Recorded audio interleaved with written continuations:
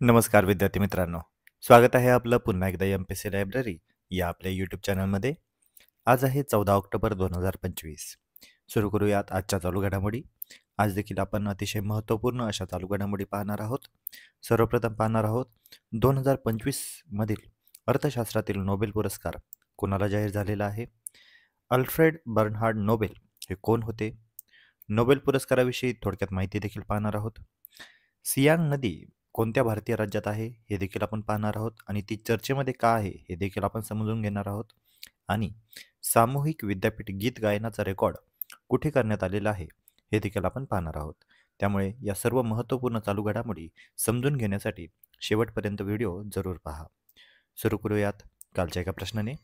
विद्यार्थी मित्रांनो, काल आपण Times Higher Education World University ranking 2026 ही समजून घेतली होती.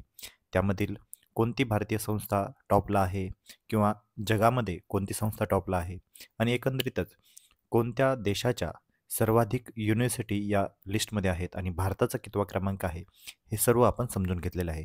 त्यामुळे कालचा व्हिडिओ अतिशय महत्त्वपूर्ण आहे, तो तुम्ही आवर्जून पहा.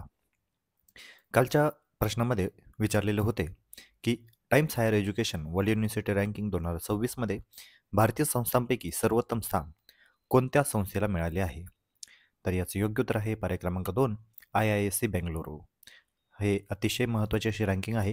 आपल्याला परीक्षेमध्ये वारंवार विचारली जाते, त्यामुळे ही गोष्ट आपल्याला माहिती असणं आवश्यक आहे. लक्षात घ्या. आता आपण आजच्या दिनविशेषला सुरुवात करूया. आज आहे 14 ऑक्टोबर. हा दिवस संपूर्ण जगभरामध्ये जागतिक मानक दिन म्हणून साजरा केला जातो. तसेच 14 ऑक्टोबर हा आपल्या भारत देशामध्ये धम्मचक्र प्रवर्तन दिन म्हणून देखील साजरा केला जातो. कारण याच दिवशी म्हणजे 14 ऑक्टोबर 1956 या दिवशी डॉक्टर बाबासाहेब आंबेडकरांनी बौद्ध धर्माची दीक्षा घेतली होती. ही दीक्षाभूमी नागपूर या ठिकाणी घेतली होती. 14 ऑक्टोबर 1643 मुघल सम्राट बहादूर शाह जफर पहिला यांचा आजच्या दिवशी जन्म झालेला होता. 14 ऑक्टोबर 1953 संतती नियमन आणि लैंगिक शिक्षणासाठी विचार प्रवर्तन व प्रत्यक्ष कार्य करणारे विचारवंत र.धो. कर्वे यांचे आजच्या दिवशी निधन झाले होते.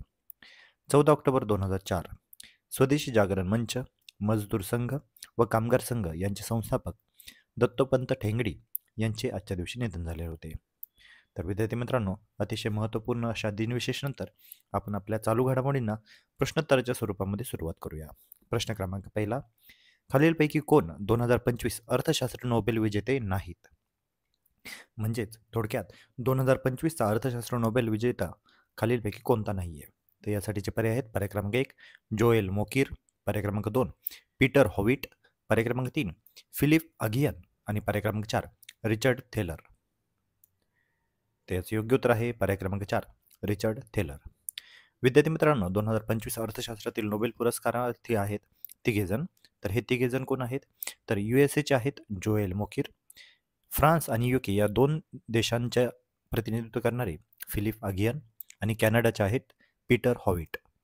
2025 अर्थशास्त्र नोबेल पुरस्कार एकंदरीतच नवनिर्मितीवर आधारित आर्थिक विकासाचे स्पष्टीकरण दिल्याबद्दल दिला गेलेला आहे.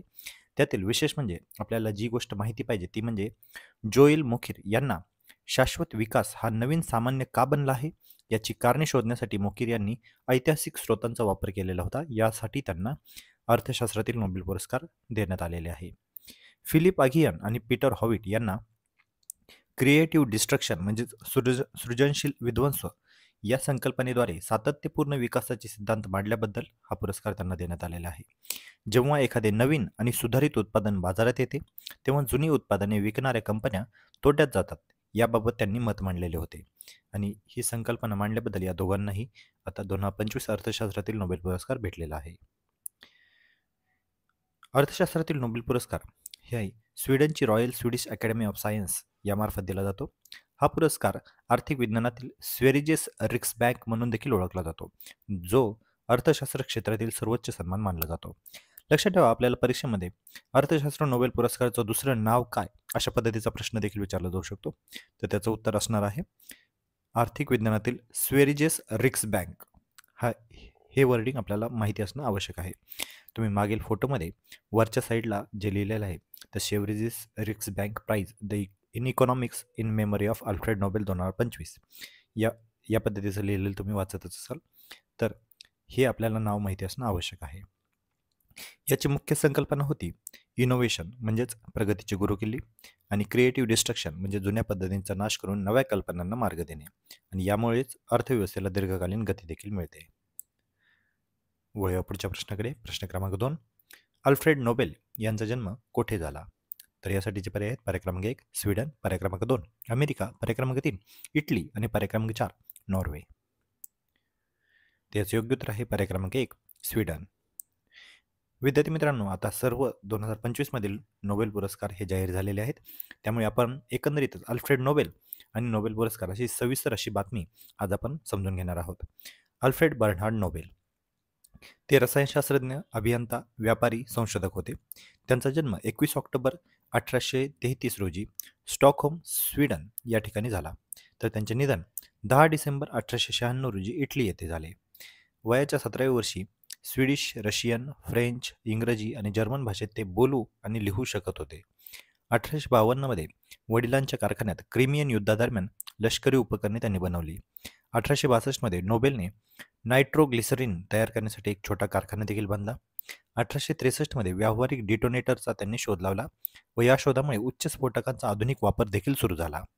1865 मध्ये ब्लास्टिंग कॅपची त्यांनी रचना केली.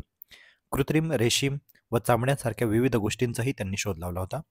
1875 मध्ये नोबेलने डायनामाइटपेक्षाही अधिक स्थिर आणि शक्तिशाली जेलग्नाइटचा शोध लावला होता. एकूण 350हून अधिक पेटंट अनेक देशांमध्ये त्यांनी नोंदवलेले आहेत. पुढचा प्रश्न पाहूया. प्रश्न क्रमांक 3. नोबेल पुरस्कार प्रथम कोणत्या वर्षी दिला गेला? तर यासाठीचे पर्याय आहेत. पर्याय क्रमांक 1 1896, पर्याय क्रमांक 2 1901, पर्याय क्रमांक 3 1911 आणि पर्याय क्रमांक 4 1920. ते याचं योग्य उत्तर आहे पर्याय क्रमांक 2 1901. तर आता नोबेल पुरस्काराविषयी सविस्तर बातमी पाहूया. नोबेल पुरस्कारांची सुरुवात ही 1901 रोजी झालेली आहे. यासाठी पुरस्काराची रक्कम आहे 8 करोड आणि एकूण 6 क्षेत्रामध्ये हा नोबेल पुरस्कार दिला जातो. भौतिकशास्त्रज्ञ, रसायनशास्त्र, शरीरविज्ञान किंवा वैद्यकशास्त्र, साहित्य, शांतता आणि अर्थशास्त्र. लक्षात घ्या, अर्थशास्त्र या पुरस्काराची सुरुवात ही 1968 पासून झालेली आहे. सुरुवातीला पहिले 5 पुरस्कार दिले जात होते आणि 1968 पासून अर्थशास्त्र नोबेल हा सुरुवात स्वीडिश बँकेच्या 300व्या वर्धापना दिनानिमित्त सुरुवात करण्यात आलेला.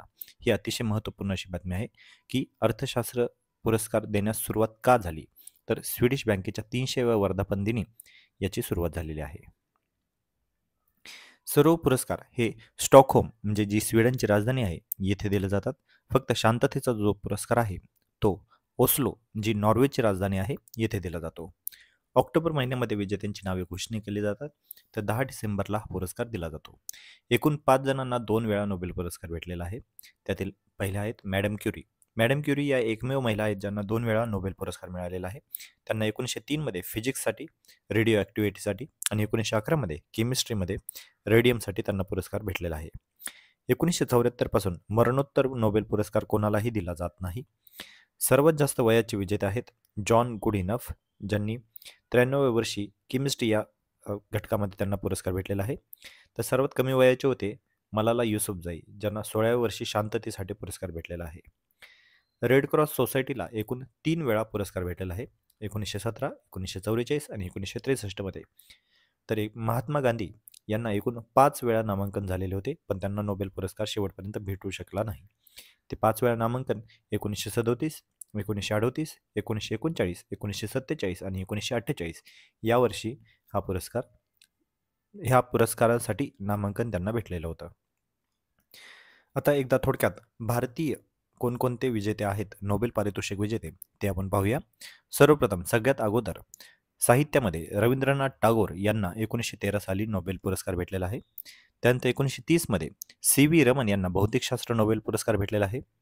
1968 मध्ये हरगोविंद खुराना यांना औषध म्हणजेच मेडिसिन यामध्ये नोबेल पुरस्कार भेटलेला आहे. 1979 मध्ये मदर तेरेसा यांना शांततेसाठी पुरस्कार भेटलेला आहे. 1983 मध्ये सुब्रमण्यम चंद्रशेखर यांना भौतिकशास्त्र यासाठी पुरस्कार भेटलेला आहे. 1998 मध्ये अमर्त्य सेन यांना अर्थशास्त्र यामध्ये नोबेल पुरस्कार भेटलेला आहे. 2009 मध्ये व्यंकटरमण रामकृष्णन यांना रसायनशास्त्र यामध्ये नोबेल पुरस्कार भेटलेला आहे. 2014 मध्ये कैलास सत्यार्थी यांना शांततेसाठी नोबेल पुरस्कार भेटलेला आहे. तर 2019 मध्ये अभिजित बॅनर्जी यांना अर्थशास्त्र यासाठी नोबेल पुरस्कार भेटलेला आहे. तर ही सर्व यादी आपल्याला माहिती असणं आवश्यक आहे, कारण परीक्षेमध्ये याच्या बाहेर आता प्रश्न जाणारही देखील नाही. कारण आपल्याला एवढी जरी माहिती असेल तरी खूप आपल्या बऱ्यापैकी आपल्याला माहिती असणं आता आवश्यक आहे. वळूया आता पुढच्या प्रश्नाकडे. प्रश्न क्रमांक 4. सियांग नदी ही कोणत्या भारतीय राज्यामध्ये आहे? तर यासाठीचे पर्याय आहेत. पर्याय क्रमांक 1 सिक्कीम, पर्याय क्रमांक 2 अरुणाचल प्रदेश, पर्याय क्रमांक 3 आसाम, पर्याय क्रमांक 4 मेघालय. तर याचे योग्य उत्तर आहे पर्याय क्रमांक 2 अरुणाचल प्रदेश. सियांग नदी ही अरुणाचल प्रदेश या राज्यातून वाहते. भारत सरकार या नदीवर आता नुकतेच धरण बांधणार आहे. याचा मुख्य उद्देश आहे चीनच्या तिबेटमधील यार्लुंग सांगपो नदीवरील धरणाला प्रत्युत्तर म्हणून, जे की जगातील सर्वात मोठे धरण आहे, याला प्रत्युत्तर म्हणून भारत सरकार आता सियांग नदीवर धरण बांधणार आहे. याची उंची जवळपास 280 फूट इतकी असेल. 9.2 अब्ज घनमीटर पाण्याचा जलाशय यामुळे तयार होणार आहे. तर लक्षात ठेवा, सियांग नदी अरुणाचल प्रदेश. पुढचा प्रश्न आणि शेवटचा प्रश्न पाहूया. सामूहिक विद्यापीठ गीत गायनाची गिनीज बुकमध्ये नोंद कोणत्या विद्यापीठाने केलेली आहे? ते यासाठीचे पर्याय आहेत. पर्याय क्रमांक 1 पुणे विद्यापीठ, पर्याय क्रमांक 2 नागपूर विद्यापीठ, पर्याय क्रमांक 3 मुंबई विद्यापीठ आणि पर्याय क्रमांक 4 दिल्ली विद्यापीठ. त्याचे योग्य उत्तर आहे पर्याय क्रमांक 2 नागपूर विद्यापीठ. सामूहिक विद्यापीठ गीत गायनाची गिनीज बुक ऑफ वर्ल्डमध्ये आता नुकतीच नोंद करण्यात आलेली आहे आणि हे विद्यापीठ आहे राष्ट्रसंत तुकडोजी महाराज नागपूर विद्यापीठ. याचा दिनांक आहे 11 ऑक्टोबर 2025 आणि या गीताचे नाव होते या भारतात बंधुभाव नित्य वसुदे. हे गीत तुकडोजी महाराज यांनी रचलेले आहे. गिनीज बुक ऑफ वर्ल्डमध्ये याची नोंद झालेली आहे. 15,402 विद्यार्थ्यांनी एकत्र येऊन याचे गायन केलेले आहे. तुकडोजी महाराजांच्या 57व्या पुण्यतिथीनिमित्त सामूहिक विद्यापीठ गीत देखील गायन झालेले आहे. तर विद्यार्थी मित्रांनो, आजच्या अतिशय महत्त्वपूर्ण नोबेल पुरस्कारावर आधारित आणि इतर काही घटनांवर आधारित आपण चालू घडामोडी पाहिलेल्या आहेत. तर या सर्व चालू घडामोडीवर आधारित एक प्रश्न आहे, ज्याचे उत्तर तुम्ही आता सर्वांनी कमेंटमध्ये द्यायचे आहे. प्रश्न आहे, अर्थशास्त्रातील नोबेल पुरस्काराची सुरुवात कधी झालेली आहे? तर यासाठीचे पर्याय आहेत. पर्याय क्रमांक 1 1901, पर्याय क्रमांक 2 1948, पर्याय क्रमांक 3 1968 आणि पर्याय क्रमांक 4 1974. तर या प्रश्नाचं उत्तर आता तुम्ही सर्वांनी कमेंटमध्ये द्यायचं आहे. जे कोणीही विद्यार्थी याचं योग्य उत्तर कमेंटमध्ये देतील त्याच्या कमेंटला नक्कीच लाईक देखील देण्यात येईल. तर विद्यार्थी मित्रांनो, या होत्या आजच्या चालू घडामोडी. तर आजच्या अतिशय महत्त्वपूर्ण अशाच अधिकाधिक इन्फॉर्मेटिव्ह कंटेंटसाठी आपल्या MPSC लायब्ररी या यूट्यूब चॅनलला सबस्क्राईब करायला अजिबात विसरू नका. धन्यवाद.